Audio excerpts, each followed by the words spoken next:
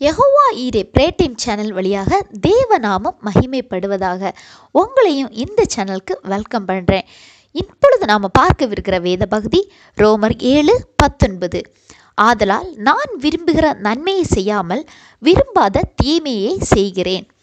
இந்த வசனம் மற்றும் அதிகாரத்தை நான் பலமுறை வாசித்த போது தேவன் எனக்கு புரிய வைத்த ஒரு சத்தியத்தை உங்களுக்கு புரிகிற மாதிரி சொல்கிறேன்.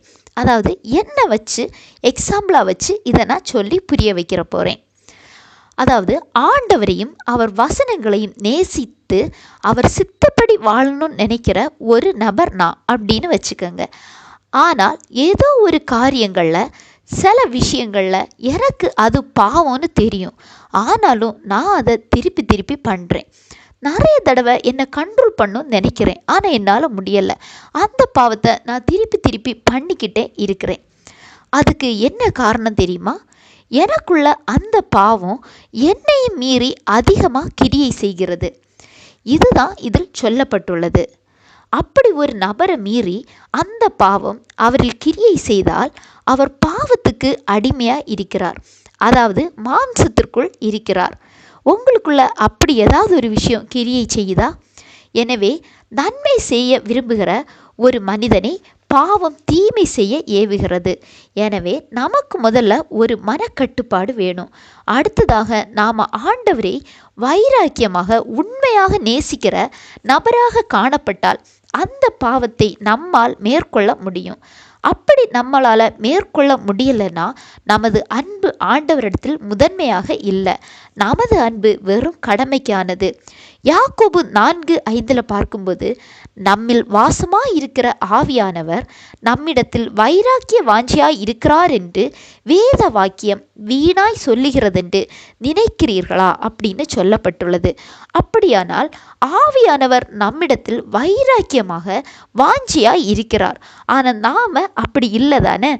அதாவது தனது சொந்த குமாரனையே நமக்காக தந்தருளின பிதாவின் அன்பு, நமக்காக ஜீவனை கொடுத்த உண்மையான அன்பு. அப்படி பார்க்கும்போது நாம் பண்ணுறது எவ்வளோ பெரிய தவறு. நாம் ஆண்டவருக்கு முதலிடம் கொடுக்கவில்லைங்கிறது தான் உண்மை. நமக்குள்ள அந்த கட்டுப்பாடு இல்லை.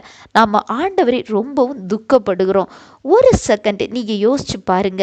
உங்களை ஆண்டவருக்காக ஒப்பு கொடுங்க. நம்மளால் தனிமை மனுஷீகத்தில் இதையெல்லாம் விடுறது கொஞ்சம் கஷ்டம்தான். ஆனால் ஆண்டவர் கிருபை செய்யும்போது நம்மளால் கண்டிப்பாக அதையெல்லாம் விட முடியும். ஒரு நிமிஷம் நீங்கள் உங்களை ஒப்பு கொடுங்க. ஏசப்பா, இன்றைய தினம் என்னை முழுவதுமாக ஒப்பு கொடுக்குறேன்னு கொடுங்க. இப்பொழுது ஒரு செகண்ட் நாம் ஜெபிக்கலாம். துதிகளின் மத்தியில் வாசமாயிருக்கிற அன்பு இரக்கம் நிறைந்த இந்த நல்ல ஏசப்பா, ஒப்பு கொடுத்த ஒவ்வொரு பிள்ளைகளுக்காகவும் ஸ்தோத்திரம். இப்போது தேவ கரம் இவர்கள் மீது வைக்கப்படுவதாக. இவர்கள் உமக்காக வாழ விரும்புகிறாங்க.